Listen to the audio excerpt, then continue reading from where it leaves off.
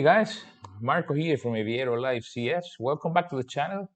And first of all, I want to apologize for being away this long. I know it has been a long time, but I was on a well-deserved vacation with my family.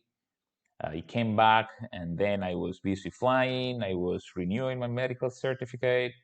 So yeah, it has been quite busy, but we are back and now we will continue with our series of videos.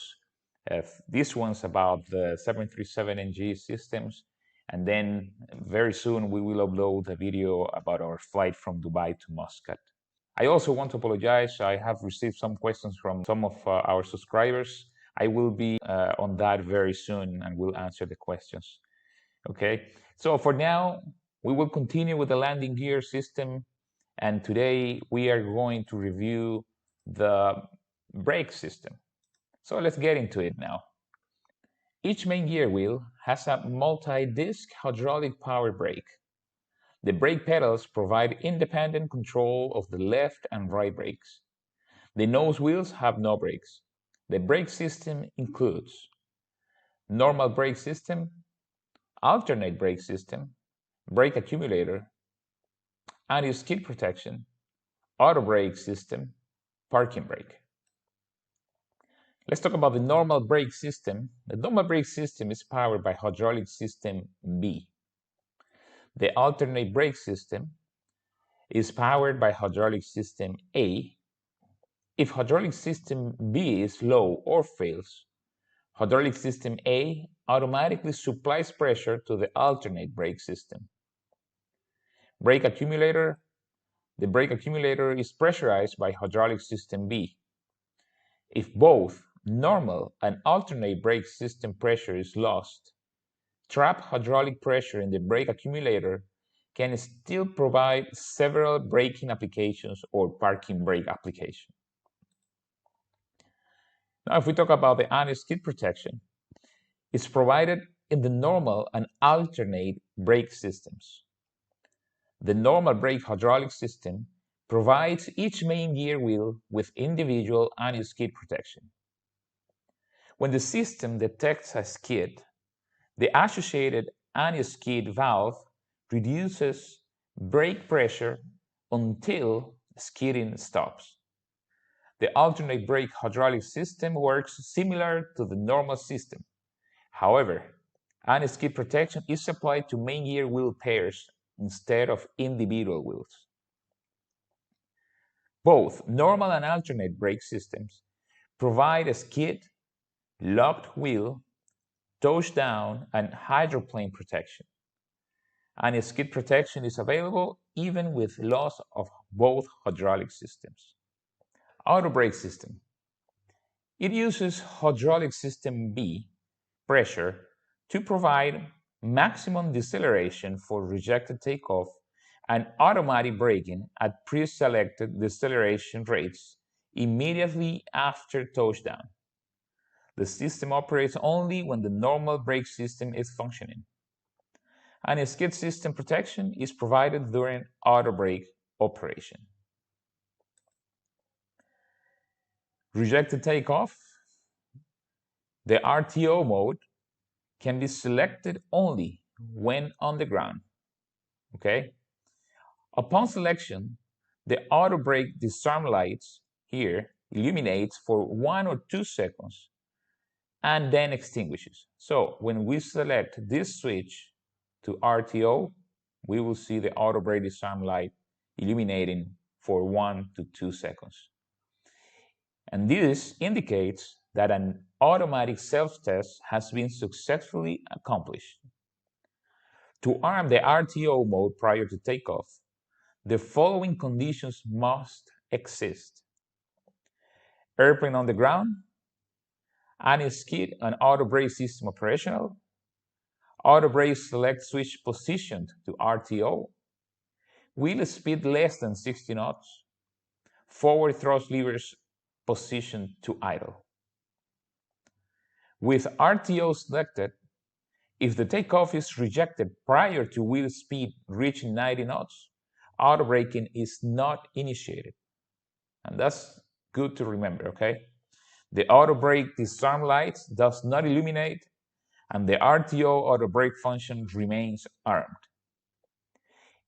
Now, if the takeoff is rejected after reaching a wheel speed of 90 knots, maximum braking is applied automatically when the forward thrust levers are retarded to idle.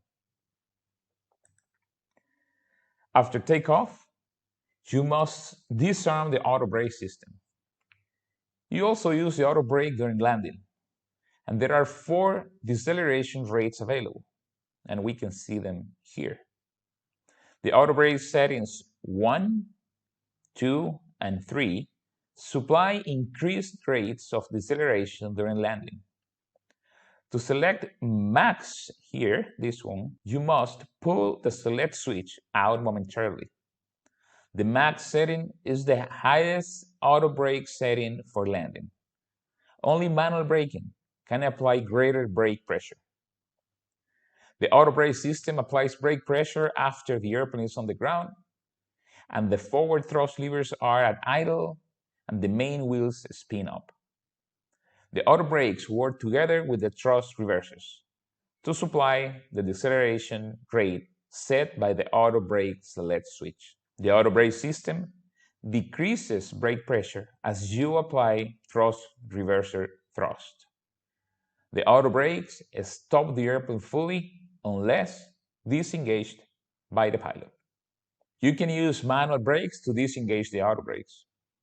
The normal brakes use the source that supplies the higher brake pressure. If the manual brake pressure is more, then the auto brakes disengage.